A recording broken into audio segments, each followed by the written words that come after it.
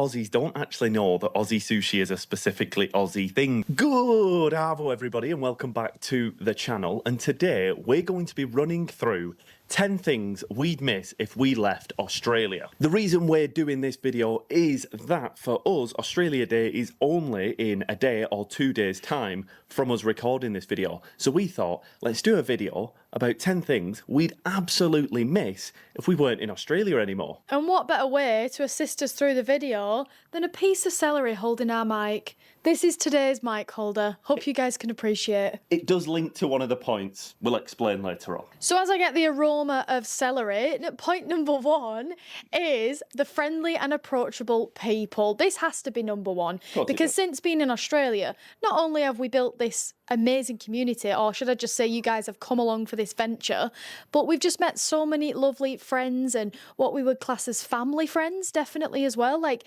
we've never met somebody and like on the first day been invited back to their house. Like, that doesn't really happen in the UK. So I think we definitely miss that kind of friendly, laid back, kind of just friendliness of folk. Like, it's just so lovely. Point number two is a point that is very personal to me and Cody specifically, and that is the lifestyle that we are able to have here in Australia. So off of this vlog, which is actually a hobby, we do have a job, and within that job we actually work with a mix of Australian and British clients. So what we're able to do with the British ones is go out for the day, enjoy ourselves, have a coffee, have a lovely day out, come back home of an evening and start work at around about 4 o'clock at night, and then work through the night, sometimes till 1 in the morning, which is when then I start the edit if we've been out filming for the day. So helps people understand the schedule a bit more, but that lifestyle has been amazing for us. So for us too, it's perfect, and I would really miss that if I wasn't in Australia. Point number three is the outdoor lifestyle, and I think we know why, especially in Queensland. All year round, we can go out, we can go on our walks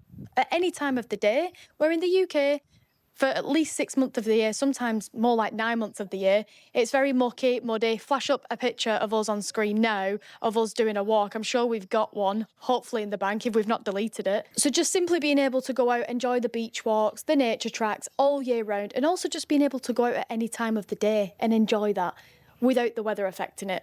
In addition to that point, you can get up here in Queensland anyway. Most mornings, eat your breakfast out in the garden. That's not something that we could do in the UK.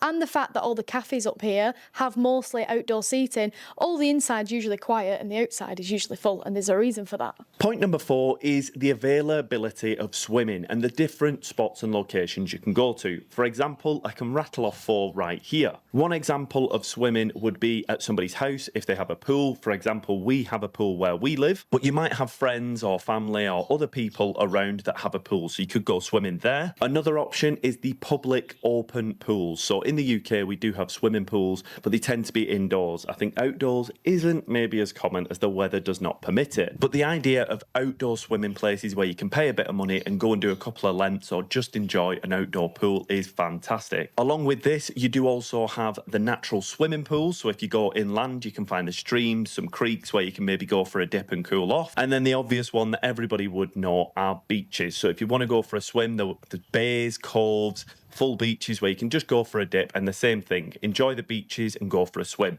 So 4 different options where you can go swimming. Another one that I've actually just thought of are also like the beach pools as well. The pools that you can find by the ocean. We don't tend to have too many here in southeast Queensland, but I understand that in other spots, especially down near Sydney, there are a lot of these areas which are the pools by the ocean where you can go for a swim as well. So actually 5 different spots where you can go swimming, readily available. I love it, and I would absolutely miss it if it wasn't possible. Point number 5 is the healthier lifestyle that you tend to lead. So this is where my stick of celery comes into it. I feel like when the weather's warmer in these kind of climates, you tend to eat better in general. Also, just the accessibility to the markets, like they have a lot of organic farmers markets, and at these organic markets they're all independent sellers that tend to be there, and you can just get yourself very, very fresh fruit and vegetables. So it's just good to get access to that, which I think is a lot more accessible than where we're from back home. Definitely. Now we move on to point number 6, but this is kind of a mini section about the food that we might miss if we left Australia. The first food on that list is going to be Aussie sushi. So I found out that Aussies don't actually know that Aussie sushi is a specifically Aussie thing recently. The kind of sushi that we're talking about is the two kind of rolls that you might get in a pack or just grab it on the go. Don't get me wrong. You can get sushi in the UK, you can get sushi in other places, but this specific type of sushi that is up on your screen now is known as Aussie sushi, and this isn't readily available in most places, like the UK where we're from, but I'm guessing in other countries as well. So if you weren't here, I would miss grabbing an Aussie sushi lunch. Point number 7 is probably the most important point on the list for me, and that is Vietnamese bakeries and banh mi's. We would massively miss them. If I don't have a banh mi for like a week, it's on my radar. Like, I know I need to get there, I need to get to one. It's like I have to schedule it into my diary, into the week. So seriously, I would miss those. We don't tend to have, especially in the Northwest, as many Vietnamese bakeries. In fact, we don't have any Vietnamese bakeries, but we do have Vietnamese restaurants, but again, very few and far between. It was the first time I'd had a banh mi coming to Australia, and I can't live without them. It's as simple as that. It's actually on camera when we went to Perth, the first time we ever had a banh mi on recommendation of somebody. So, yeah, I'd forgot that that was a time when we hadn't had them. Scary times.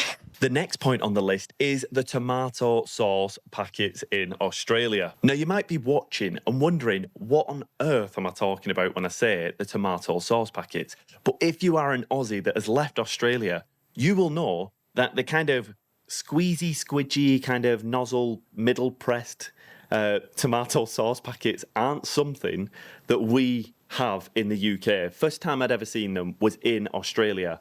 And the design just makes sense. The tomato sauce packets that you get in the UK, and I think in other countries, are the kind of Heinz packet ones where you have to kind of rip, and they can sometimes be fiddly, and if you have a bit of greasy fingers, you can't get the rip right, and it's just... if you get the rip hole too much, then it squirts out too much too quick. There's always a bit left in the packet. You see, these are little struggles, but they can just be a little bit annoying. When you've got greasy fingers from eating chips and then you've got that, it's a struggle that happens. But Australia's little ones where you squidge them together, perfect. The design makes so much sense, and it should be incorporated in many more countries around the world. And this next one, number 9, is for Joe, and that is the fresh homemade banana bread. The accessibility to banana bread, especially across the Sunshine Coast, it's everywhere. Anywhere we've been, any cafe, Gold Coast, Brisbane, banana bread is everywhere. Now, not so much in the UK, and I don't think it'd taste the same, because when my mum went back home from visiting, I said, oh, don't worry, Mum, you can get banana bread at home. She's managed to get her hands on some. She said it's not the same. So, yeah, I just think it's got a certain taste here that I don't think you get anywhere else. And the last point on the list, staying on the topic of Cody's mum, Paula, one thing she said that she is absolutely missing more than anything than we realised is actually Kmart. Kmart, the shop, she was in floods of tears not being able to get to Kmart. So much so, for those who are aware, Cody's sister is not long off coming, and Paula was on the phone the other night going, get her to Kmart, get her to Kmart, she's going to love it. So apparently Kmart is one of the big things that you would miss. I think this comes down to the point that there isn't really a shop that represents or serves that kind of need in the UK. You've got places like Wilko, you might have a few kind of shops. I'm trying to think now, it's been a while, Primark maybe, but Primark's more of a clothes shop. You don't really get that kind of shop that covers everything you might need, and especially the cheap appliances, they still blow my mind. So when you get back to your home country, you might miss not having a Kmart on your doorstep. And so that has been our 10 points for today. I'm sure there's many more on the list. In fact, we did have many more, but we thought we don't want to bore you guys. We don't want too many on the list. But comment below and let us know what things you would miss if you weren't in Australia. So we just want to say a big thank you for watching, everybody. We have got so many adventures just around the corner. Ella, my sister, is not long off visiting, so that's going to be very exciting. We just want to say a big thank you to the members. You guys are amazing. Thank you so much for supporting, and thank you to anybody that has bought a t-shirt or a cap over at the Venture Club site. The link to that will be in the bio, and you can get your t-shirt or cap over there if you would like to support. Other than that, I think we'll see you in the next video. Bye! Adios.